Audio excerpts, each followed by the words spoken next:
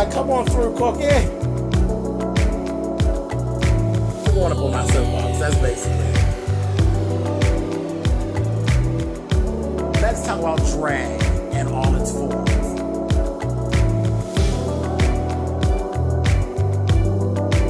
What, Cookie?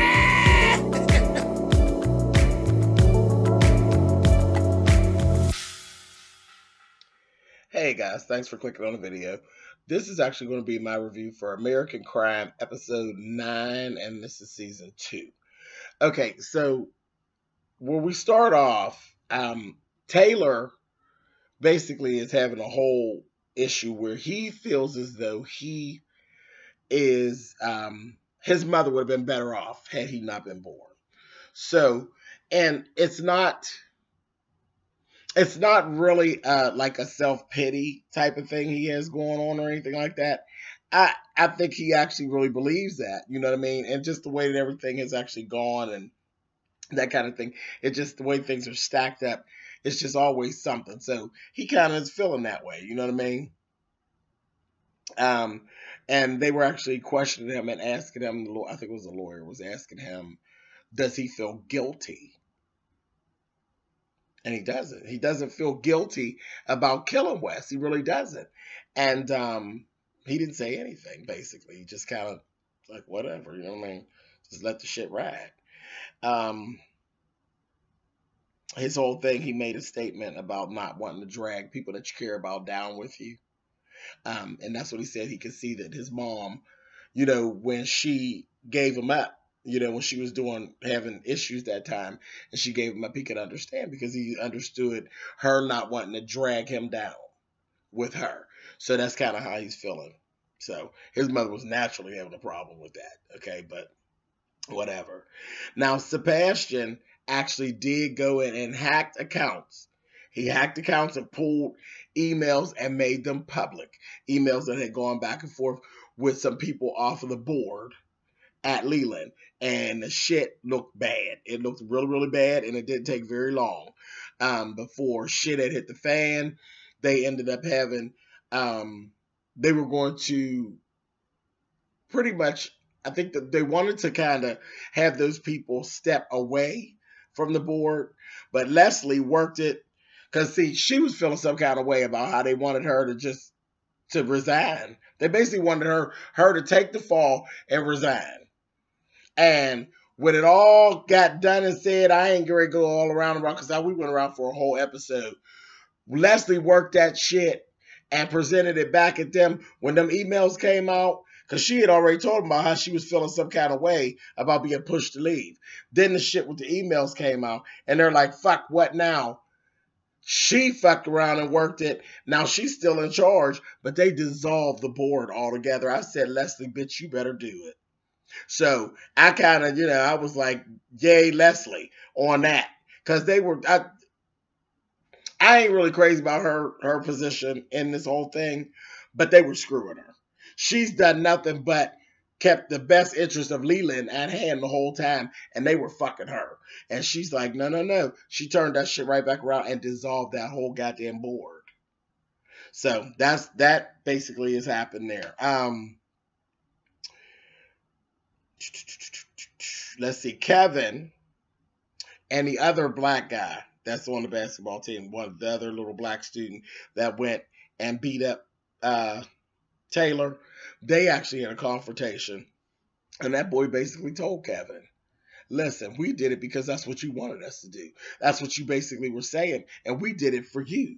So Kevin's having a hard time processing that, and he's like, this was all for me. Wes is dead. Does that like not mean anything to you? He's like, no, we did it for you. So you need to just leave it alone. Just leave it alone.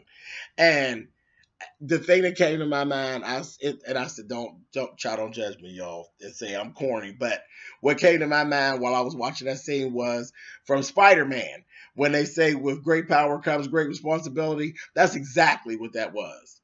That's exactly what that was. That was the eye opener for Kevin. Yes, they will do whatever it is you tell them to do. And now your ass is in a jam.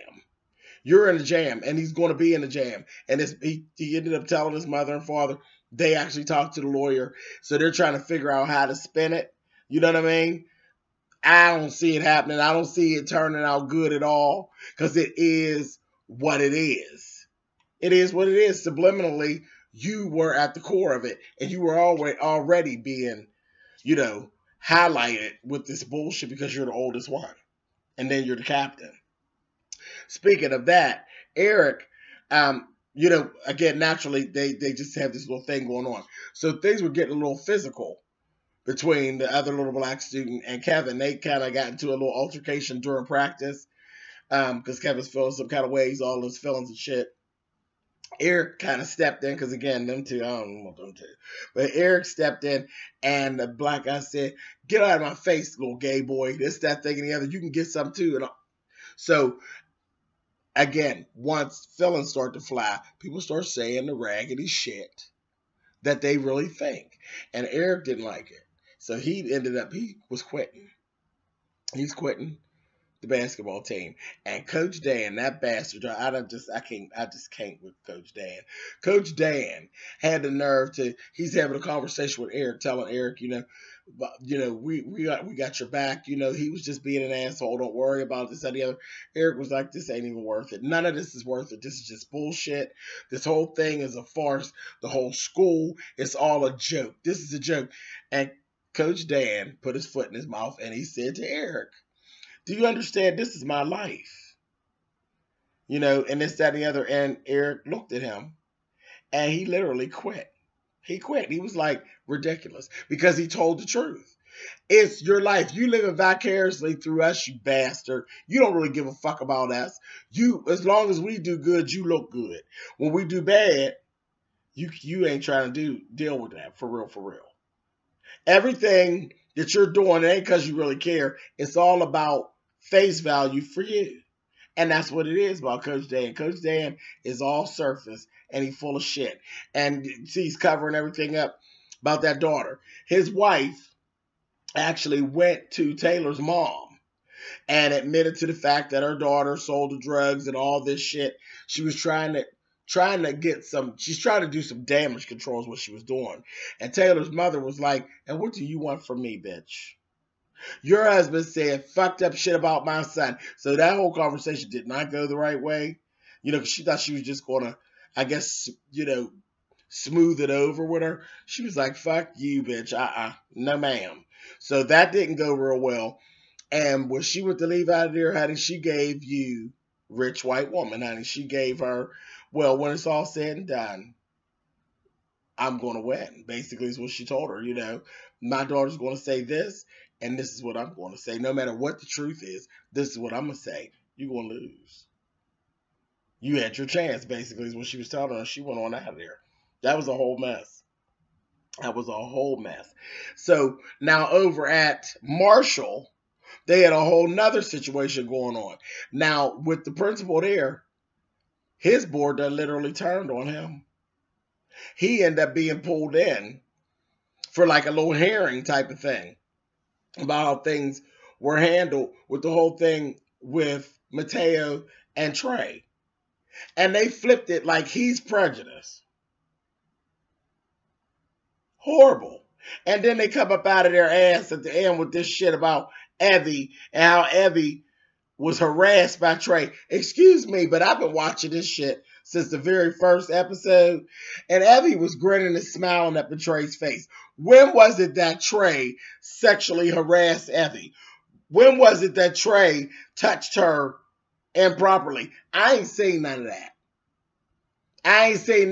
That's not how they showed that to us. Now that's the flip of it. That's what they made it want to be, because Mateo was pissed off about Evie wanting black dick. Now that's how I viewed it. So y'all leave it in the comments to tell me if am I wrong in what I thought I saw? Was this shit flipped around?